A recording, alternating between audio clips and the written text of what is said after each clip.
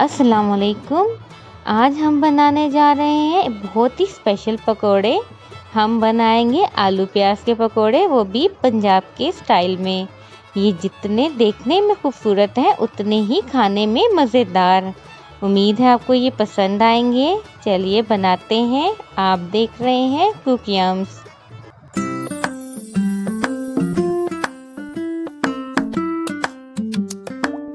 सबसे पहले ingredients note कर लीजिए। यहाँ हमने लिया बेसन आधा किलो यानी कि 500 ग्राम्स। साथ ही हम ले रहे हैं प्याज 250 ग्राम, जिनको हमने नाइसली चॉप कर लिया है। ये देख लीजिए, इसमें प्याज ज़्यादा डलता है, तभी तो ये कहलाते हैं आलू प्याज के पकोड़े। साथ हम ले रहे हैं आधी गड्डी धनिए की। ये देख लीजिए, इनको भी हमने बारीक काट लिया है। साथ ही हमने लिए 3 हरी मिर्चें, जिनको हमने इस तरह काट लिया।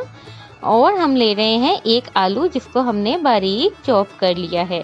अब स्पाइसेस की जानिब जाते हैं। हमने यहाँ पर लिया 1 टेबलस्पून लाल मिर्च, 1 टेबलस्पून सॉल्ट यानी नमक, 1 टेबलस्पून सूखा धनिया, और साथ ही हम ले रहे हैं 1 टेबलस्पून अनारदाना और कुटी हुई लाल मिर्च लेंगे।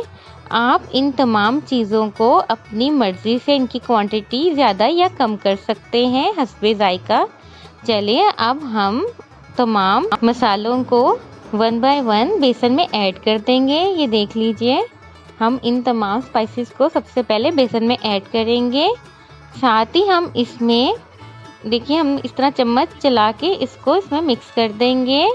और जब ये मिक्स हो जाए तो हम इसमें तमाम वेजीज यानी प्याज और हरी मिर्चें, धनिया सब इसमें डाल देंगे। ये देख लीजिए, हमने प्याज इसमें डाला और हम इसी तरह आलू और धनिया ऐड कर रहे हैं। मिर्चें अभी हम ऐड नहीं करेंगे क्योंकि हम इसको हाथों की मदद से पहले मिलाएंगे, क्योंकि ये हम पंजाबी स्टाइल में बना रहे हैं, तो हम इसको तमाम स्टेप्स इसी तरीके से करेंगे।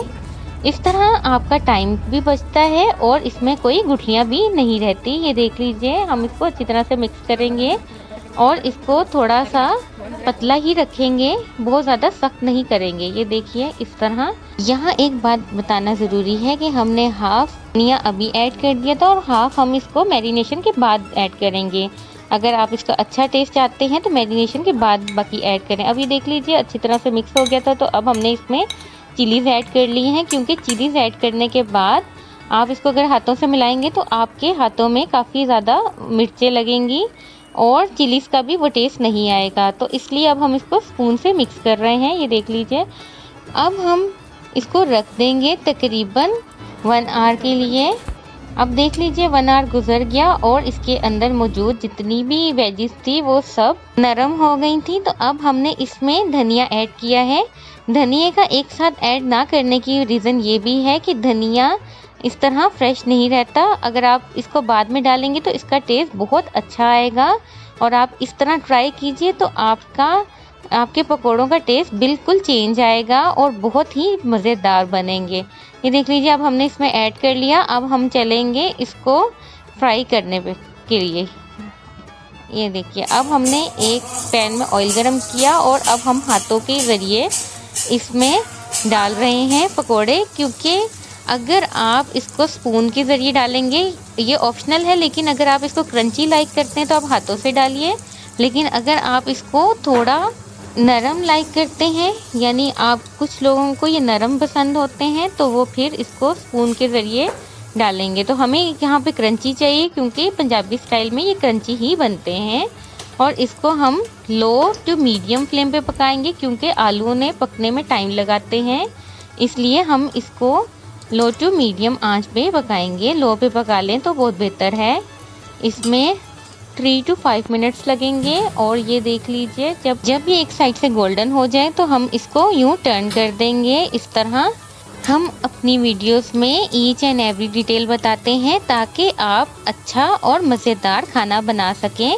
अगर आपको हमारी वीडियो अच्छी लगे तो प्लीज़ हमें लाइक एंड सब्सक्राइब करना मत भूलिए। ये देख लीजिए, इसमें कितना प्यारा कलर आ रहा है इसमें। और अब हम इसको टर्न कर देंगे और मज़ीद पकाएंगे 3 to 5 मिनट्स। जब इसका कलर चेंज हो जाए, ये क्रिस्पी हो जाए, तो तब हम इसको निकाल लेंगे। ये देखिए कि इनकी खुशबू बहुत प्यारी आ रही है और इनका टेस्ट बहुत अच्छा लगता है। आप इनको रमज़ान में इफ्तारी के टाइम खा सकते हैं और अगर बरसात का मौसम है तो ये बहुत मज़ेदार लगते हैं। ये हेल्थ वाइज भी बहुत अच्छे हैं। आप इसे केचप के साथ या हरी चटनी के साथ खा सकते हैं। हरी चटनी की रेसिपी आपको डिस्क्रिप्शन में मिल जाएगी। तो कैसी लगी आपको आज की रेसिपी? लाइक एंड कमेंट करके ज़रूर बताइए। अपना बहुत ख्याल रखिए और देखते रहिए कुकियम्स। अल्लाह हाफिज़।